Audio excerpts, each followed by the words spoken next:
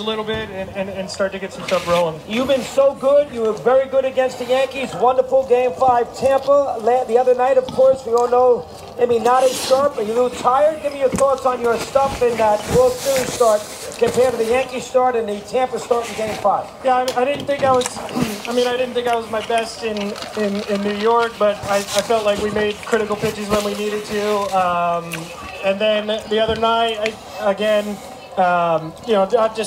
just not the best stuff that I've had. And maybe a little bit of a change of routine, anticipating on Sunday and then having to pitch on Tuesday. Good point. It was hey different. guys. It's not an excuse by any means, but it was different. And then as far as the game itself, I Give me a thought we second. worked with what we had pretty well. I thought the walk just is...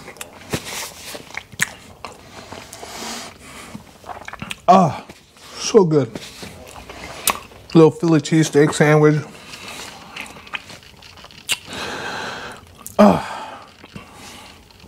little Jack and Coke. It's Friday. To wash it down. Hanging out here in the Kubota Monster shed or garage. And figured I'd do my 50-hour review.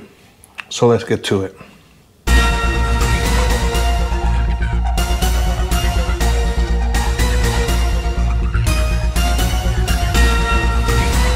The Kubota Monster.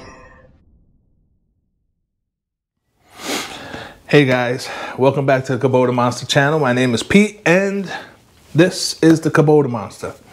Speaking of, we got one thing we got to do. When I sent her back to Messick's, I took the Kubota Monster out.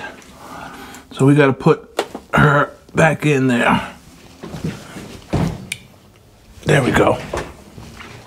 Now, all is good in the world. So, 50-hour review or 40-and-a-half-hour review, whatever you want to call it.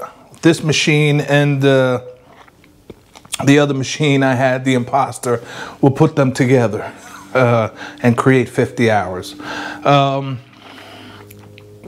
So, my initial thoughts on my Kubota Monster is I love it.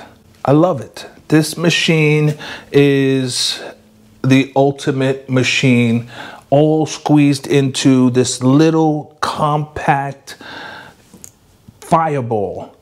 And I love, just all the opportunities it gives me to do whatever it is really I need to do. If it's just cutting the grass, great. The loader, the backhoe, it's just all the accessories. It's just so new to me and I love it. So what's happened over the 50 hours I've had this machine? I've moved, I'm gonna say 50 yards of dirt, of topsoil up. Kubota Monster fell down. I gotta put a new sticky on her. I've moved 50 yards of dirt with the Kubota Monster. I've dug, I think, 15 holes for trees and bushes at a couple of my neighbors' houses. Some of them you saw, the other neighbor you didn't see. I've moved a couple yards of rock with her. I've moved big, heavy retaining wall stones with her. What else? It's just been so helpful. And I haven't really had any issues with her. She's been fine so far. It's just the learning curve. I have to learn how to use the machine, get the touch of the stick and the backhoe, and hopefully all that will come in time.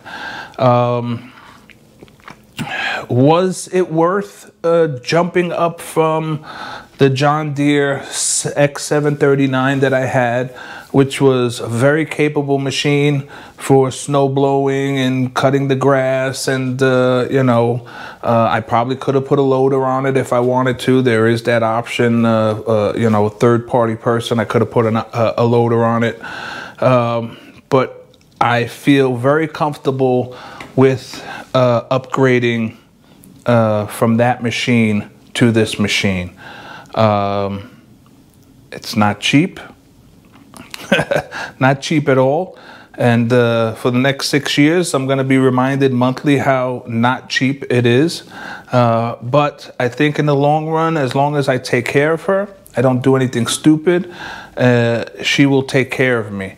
So I think the investment and the jump up and over from the John Deere X739 was definitely the right move. You guys know about some of the issues I had with the first one falling off the truck, with this one going back with the heater and the coupler and a couple issues here and there. But overall, you know, really no issues. I mean, a little leak. I had a little leak with my hydraulics on every time I took off those couplers on my John Deere and changed out an implement on that thing too.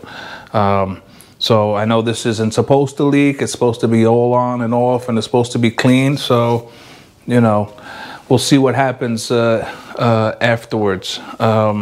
We're really going to test this thing out here probably in the next 50 hours or so during the winter, and see if this thing is worth the money and worth the investment. I think it's going to be. I hope it's going to be. But yeah, the 50-hour review, I am very, very happy so far, guys. I am think I made the right choice. I hope I made the right choice. And let me know what you guys think. How'd your 50 hours go? Were you guys happy that you hopped into the BX? Would you have made a different choice and second-guessed yourself and said, hey, maybe not the BX23S, maybe I should have went with a different BX, or maybe I should have went with the B-Series, or stayed wherever you were if you moved like me from John Deere over to Kubota? But 50-hour review, so far she gets the thumbs up. Once again, guys, thanks for tuning in. I really, really appreciate it. The channel's doing well, especially thanks to our soccer hackers. So I've only lost, I think, 60 subscribers since we got the channel back. So those must have been real diehard soccer people that said, you know what, I can't listen to this guy. I have to go and find some more soccer. So any questions, guys? Give me just write it down below. Let me know, and I will get back to you. And as always, thanks. See you next time. 2005, whatever year it may have been. All right, how about, you know, listen, if the Astros lose tonight, the first question everyone's going to ask Hinch, is Cole going to pitch in Game 4 down 3-0? What would be your answer to that question? Ask AJ. That would be my answer. Could you pitch if you had to? I mean, certainly. So far, he's on the road here. He's a good hitter. Lineup maybe not quite as tough with no DH. What's your take on Greinke's before? I know it's a little quirky, but what's your take on Greinke tonight for Game 3? I mean, I like Zach here. You know, I think The